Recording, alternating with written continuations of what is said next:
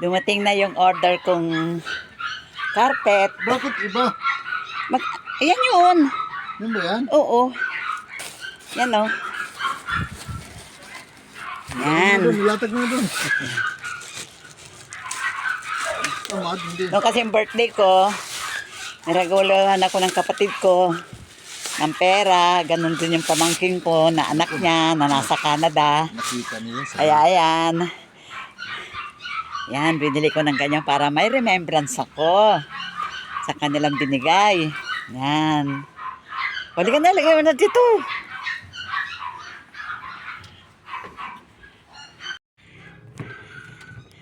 Yan. Dito ilalagay. Pwede na yan. Hindi bali na sana. Di ang tsinelas natin hanggang hagdanan na lang talaga.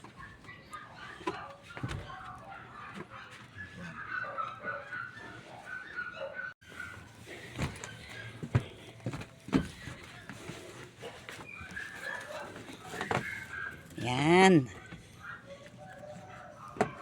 Tusok mo kaya dito? Dito.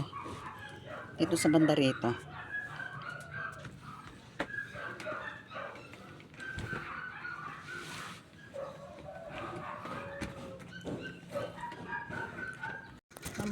Oo. Hi guys. Hi kakabsat. Eto. Alam nyo kahapon, may nangyari sa akin eh. Nalaglag ako sa hagdanan mula sa taas hanggang baba. Ang nakakatawa nga lang daw doon, hawak ko yung cellphone ko, hindi ko nabitiwan. Talagang hindi ko na alam anak yun. Hindi ko nga alam na hawak ko ang cellphone ko eh. Ang alam ko nandun sa taas, nandun naiwan sa terrace. Pero nakita nga ako ng papa mo, hawak ko daw yung cellphone. May mga galos ako sa likod.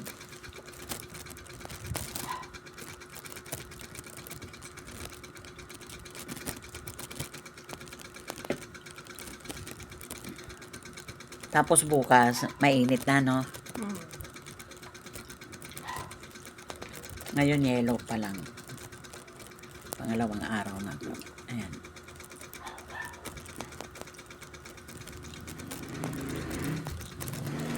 Batok mo na Yung batok ko, yan sa gilid, anak. gilid lang. Yan, mga gilid yan. Magkabilaan. Sakit talaga. Pag kumilos nga ako, parang naninigas eh. Pero wala namang pasano.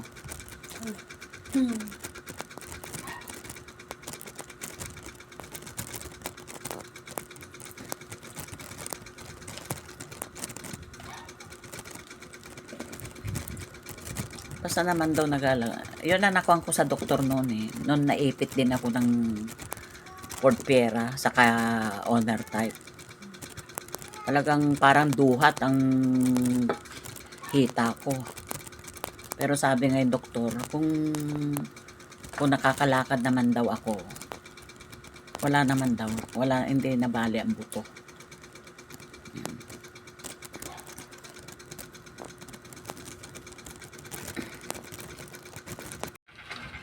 Ito guys. Kasi pag wala ito, masakit. Pag mayroon ito, medyo, yan, naiibsan yung sakit ba.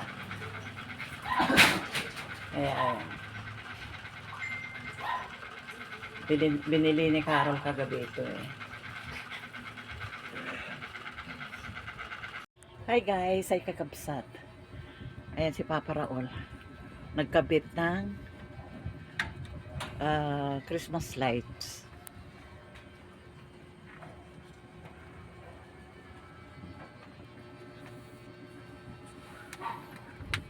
Walang ginawa, nakatanga lang. Daming nagawa eh. Naglaba, naglinis ng bahay, namalengke, nagluto. Kasi ako nakaupo lang. Dahil nga hindi ako makakilos maigi. Dahil nga yung pagkalaglag ko sa hagdanan. Kaya ayan.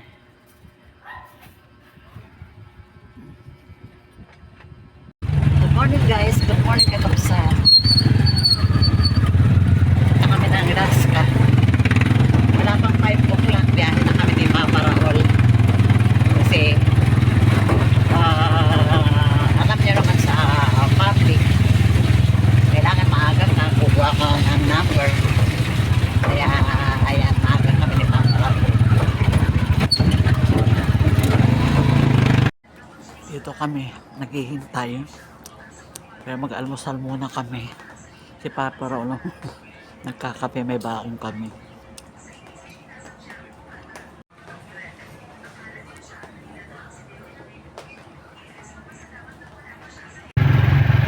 Guys, kakapsat, uwi na kami. Sabi ng doktor, magpa-x-ray na lang daw ako. Nagpunta kami dun sa x-ray department. Ang mahal. Kulang-kulang na 700. Sabi ko, ipasok ko sa swab. Ayun, binigyan ako ng mga requirements. Yung sinabi, nagpunta ako doon sa swanga. Alam mo, mababait na, parang mabait yung babae doon. Parang wala na yung mga Muslim doon na masusungit. Tapos tinanong ko na rin kung pwede yung gamot. O pwede naman daw. Kaya yun, lakarin ko muna yung mga requirements. Yung doktor, sabi naman niya, next week na lang daw ako babalik. Kaya ayan. Lalo na kami sa, bili na lang kami ng lechong manok. Ayan guys, si Papa Raul, siya na ang namelengke, nagluto, at nagugas ng pinggan. Hindi niya pa ako pinakikilos. Tapos bukas maglaban na naman. Buhay ito, oh. Tapos bukas maglalaban na naman siya. Kasi hindi pa ako pwedeng yung yuko mabigat. Ano ito? Bakit? Wala na. Meron dito. Kwan lang yan. Hindi ba palitan na natin ito? Wag!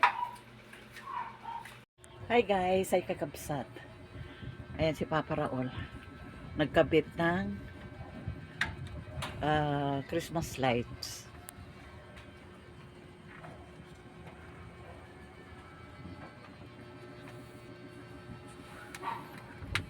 Walang ginawa, nakatanga lang.